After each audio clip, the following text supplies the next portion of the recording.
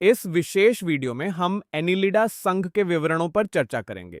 अब एनिलिडा नाम की बात करें तो यह लैटिन शब्द एन्युलस से आया है। शब्द एन्युलस का अर्थ है छोटी अंगूठी।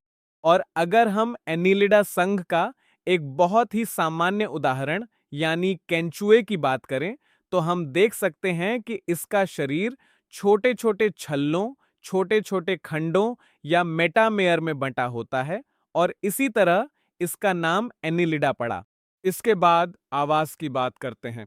एनिलिडा संघ का आवाज इससे पहले के दो संघों के ठीक विपरीत है। वे हैं प्लेटीहेल्मिन्थीस संघ और एस्केल्मिन्थीस संघ। दोनों संघ मुख्यतः परजीवी थे, लेकिन इसमें ये कभी-कभी परजीवी होते हैं और अधिकतर ये स्वतंत्र रूप से रहने वाले होते हैं। तो ये जलीय या स्थलीय हो सकते हैं।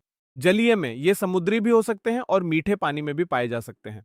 परजीवी उदाहरणों की बात करें तो जोंक, लीच बहुप्रचलित बाह्य परजीवी एक्टोपैरासाइट का उदाहरण है। अब शरीर की बनावट की बात करते हैं।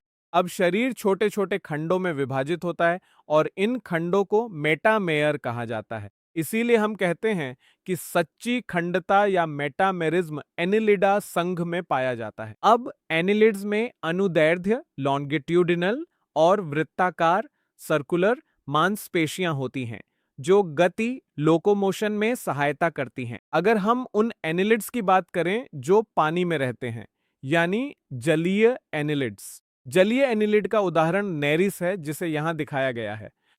अब इनमें पार्श्वीय उपांग लैटरल अपेंडेज होते हैं जिन्हें पैरापोडिया कहा जाता है और ये उपांग तैरने में मदद करते हैं। तो इस विशेष संरचना में हम शरीर के पार्श्वीय भागों पर ये छोटे छोटे त्रिकोणीय आकार के ढांचे देख सकते हैं। तो ये वास्तव में पैरापोडिया हैं जो तैरने की प्रक्रिया में मदद करेंगे। इसके बाद वर्गीकरण के आधार की बात करें, इसमें मौजूद विशेषताओं की बात करें तो इसमें अंगतंत्र स्तर ऑर्गन सिस्टम लेवल का संगठन मौजूद है। द्विपार्श्वीय सम्मिति, ट्रिप्लोब्लास्टिक अवस्था, कोएलोमेट।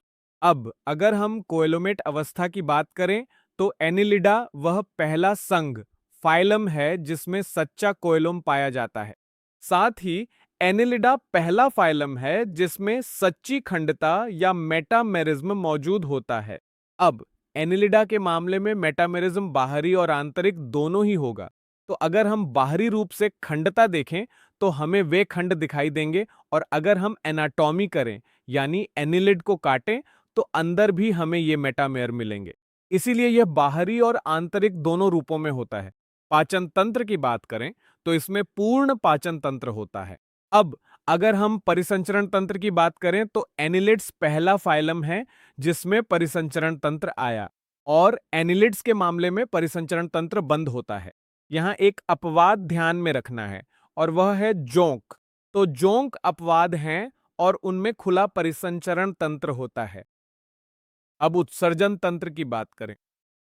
अब नेफ्रिडिया, एक वचन नेफ्रिडियम, यह उत्सर्जन तंत्र है जो एनिलिड्स में पाया जाता है और यह ऑस्मोरेगुलेशन के साथ साथ उत्सर्जन में भी मदद करता है। अब तंत्रिका तंत्र की बात करें। अब यहां एक जोड़ी गैंग्लिया होते हैं जो उपस्थित रहते हैं। अब ये जोड़े गए गैंग्लिया पार्श्व तंत्रिका द्वारा डबल वेंट्रल और ठोस तंत्रिका रज्जु से जुड़े होते हैं। तो हमें यहां तंत्रिका रज्जु की स्थिति को नोट करना है। ये हमारी रीढ़ की हड्डी के ठीक उल्टा है, तुलना के लिए हम ऐसा मान सकते हैं। तो हमारी रीढ़ की हड्डी डोर्सल होती है, ये वेंट्रल होगी। रीढ़ की हड्डी एकल होती है, ये डबल होगी और ये ठोस होती है। तो जब भी अकशेरुकी जीवों में तंत्रिका रज्जु उपस्थित होती है तब ये विशेष स्थिति पाई जाती है। इसके बाद प्रजनन तंत्र की ओर आते हैं। अब प्रजनन तंत्र के मामले में ये उभयलिंगी भी हो सकते हैं और एकलिंगी भी। तो उभयलिंगी एनिलिड्स का उदाहरण केंचुआ और जोंक है और एकलिंगी का उदाहरण नेरीस है। यौन प्रजनन पाया जाता है।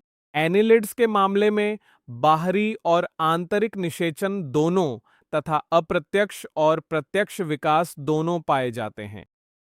उदाहरण फेरेटिमा, केंचुआ, नेरीस जिसे यहां दिखाया गया है, फिर हिरुडिनारिया जो कि रक्त चूसने वाली जोंक है जिसे यहां दिखाया गया है।